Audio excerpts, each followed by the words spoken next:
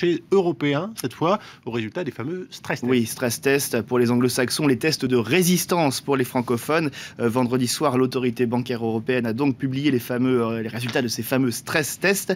Et ces résultats, sont passables, va-t-on dire. Les banques passent de peu, en fait, finalement, les limites qui étaient imposées en termes de solvabilité, en termes de résistance, mais sans gloire. Pour mieux comprendre à quoi servent d'ailleurs ces stress tests et pour comprendre notamment les enjeux, quelles sont les implications de ces résultats sur la santé des banques et la santé de l'économie en général, je vous propose de regarder les explications de Lucie Debiol et Florent Redeau. Le stress test, baromètre de la santé bancaire. Une opération qui consiste à soumettre les banques à différents scénarios. 51 étaient testés cette année contre 130 en 2014. C'est environ 70% du secteur bancaire de la zone euro. Objectif, observer l'évolution de leur capital sur 3 ans, et ce dans des conditions économiques et financières plus ou moins graves.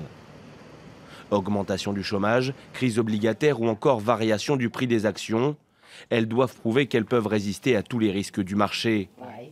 En cas d'échec, les établissements doivent trouver une façon de se recapitaliser. Dans le viseur cette année, les établissements italiens, fragilisés par le manque de dynamisme de l'activité économique, mais aussi par des problèmes structurels, notamment celui des créances douteuses des crédits, dont 200 milliards d'euros sont déjà considérés comme irremboursables. L'établissement Monte dei Paschi est d'ailleurs le plus mauvais élève de la liste. En cas de scénario économique défavorable, ses fonds propres chuteraient de 14% pour passer en territoire négatif.